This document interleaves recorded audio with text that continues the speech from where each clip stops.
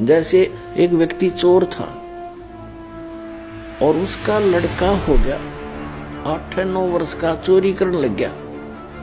उसकी दादी जी ने नाम ले रखा और सत्संग कर रहे, वहीं से उसने 10-20 रुपये निकाल लिए।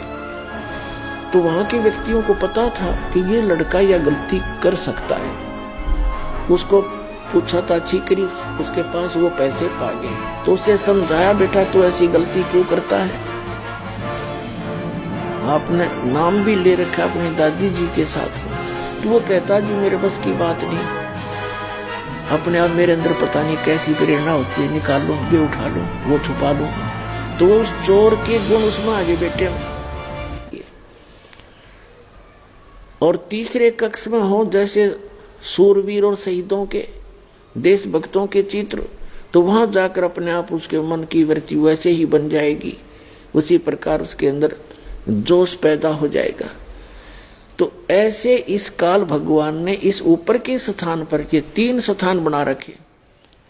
जब ये वहां दोनों इस रजोगुण प्रधान क्षेत्र में रहते हैं तो इसका ऑटोमेटिक उन चित्रों को, वहां की दृश्यों को देख देख कर इतना इसके अंदर वो रजोगुण प्रभावित रहता है।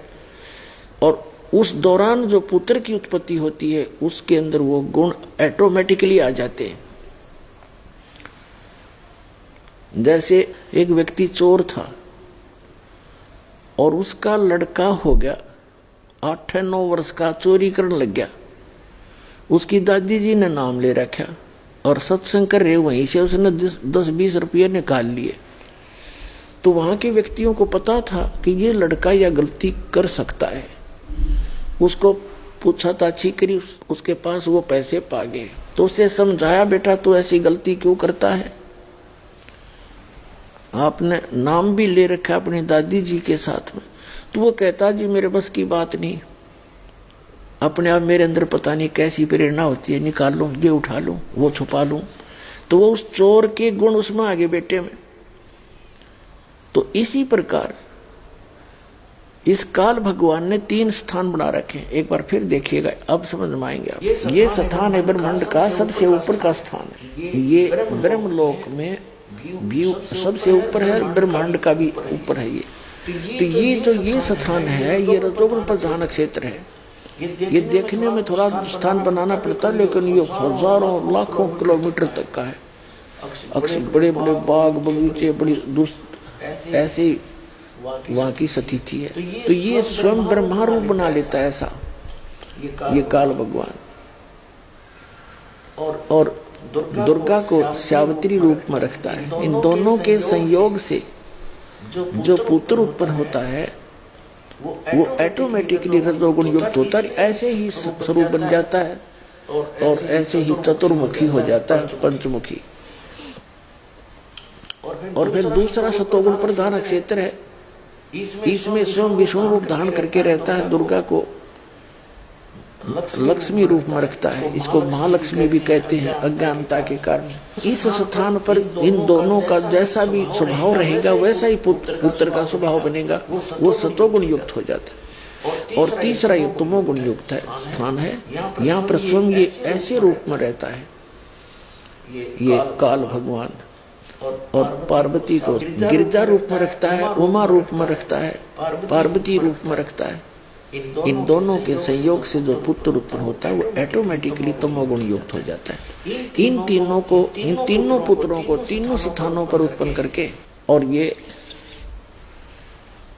इन तीनों को तब तक कोमा में रखते हैं, अचेत रखते हैं, जब तक ये युवा ना हो जाए।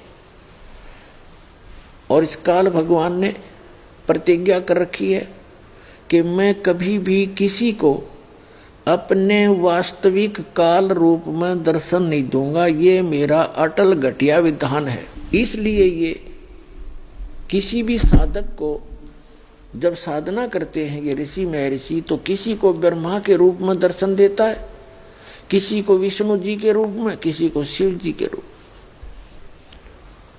तो ऋषि महर्षि भूल से ये मान बैठे कि ये जो ब्रह्मा विष्णु महेश काल के पुत्र हैं यही भगवान हैं, ये अपने आप को छुपाए बैठे हैं। हमने साधना की, समाधि दशा में इन्हीं के दर्शन हुए, ये खुद मालिक है। तो ये एक अज्ञान धारणा हमारे हिंदू समाज में, सनातन धर्म में फैलेगी, घर करेगी। अब इस अज्ञान को हटाने के लिए स्वयं परमात्मा आते हैं, अच्छी आत्माओं को मिलते हैं, उनको सचखंड सतलोक लेकर जाते हैं, फिर वहां से वापस छोड़ते हैं। जब ये बच्चे युवा हो जाते हैं तीनों, उसके बाद ब्रह्मा जी को कमल के फूल पर रख देते हैं अपनी सिद्धि से, और विष्णु जी को शेष नाग की सैया पे, और शिव जी को कैलाश पर्वत पर। फिर इन तीनों को सचेत कर देते हैं, सचेत होकर फिर इन तीनों को इकट्ठा कर देते हैं। घूमते फिरते ये कोई ना कोई कारण बना के इकट्ठे हो जाते। फिर आकाश से दुर्गा इनको कहती है कि तुम तीनों बच्चे, तीनों जने अपने अपने कार्य में तत्पर हो जाओ। फिर ये पूछते हैं कि हमारा क्या कार्य है माता,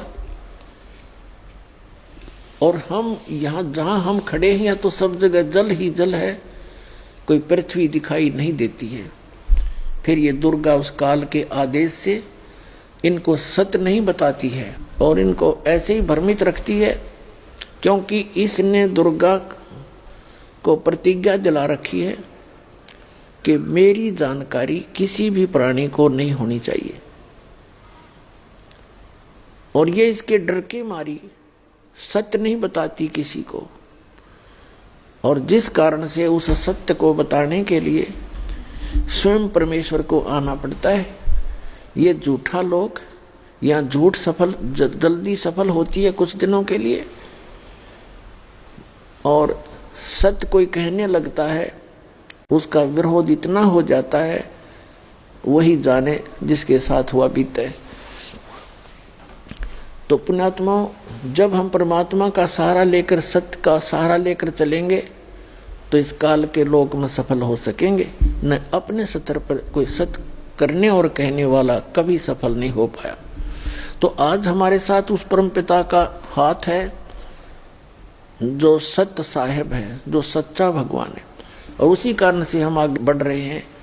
और कितना विरोध, सब ज्ञान के विपरीत ज्ञान और सच्चा ज्ञान, ये आगे कितना प्रफुल्लित हो रहा है, कैसे फैल रहा है, कैसे अपना स्थान बना रहा है। तो कबीर भगवान उस समर्थ परमात्मा का हाथ और उसका सहयोग आज ये आप जी के साथ है। अब जो प्रसंग चला था, एक गीता अध्याय नंबर 15 के श्लोक नंबर 16 और 17 में 3 पुरुष हैं, 3 प्रभु हैं, एक सरपुरुष, एक अक्षर पुरुष। ये देखिएगा श्रीमद् भगवद गीता, और जय दयाल गोविंद का इसके अनुवादक है। ये देखिएगा अध्याय नंबर 15, और ये 16 यहाँ से स्टार्ट है, 16वां श्लोक 15वें अध्याय का। इसमें लिखा कि द्वौ इमौ पुरुषौ लोके सरय स अक्षर एव च सरय सर्वाणि भूतानि कटुस्थ अक्षर उच्यते। इनका अनुवाद पढ़ते हैं, इस संसार में नाशवान और अविनाशी भी ये 2 प्रकार के पुरुष हैं। पुरुष माने प्रभु, स्वामी, भगवान। संपूर्ण लोकों के शरीर नाशवान और जीवात्मा अविनाशी कहा जाता है। एक सरपुरुष और एक अक्षर पुरुष। अब यहाँ देखें अच्छी तरह, द्वौ इमौ पुरुषौ लोके सरय च अक्षर एव च। द्वौ माने 2, इमौ माने इस पृथ्वी वाले लोक में, पृथ्वी तत्व में। ये अकेला पृथ्वी लोक नहीं है, जितने भी इस अन्य जैसे चांद है या अन्य जो ग्रह हैं, ऊपर के स्वर्ग आदि लोक हैं, और वो 7 संग ब्रह्मांड जो अक्षर पुरुष के हैं, ये सभी पृथ्वी तत्व से पृथ्वी वाले लोक कहे जाते हैं।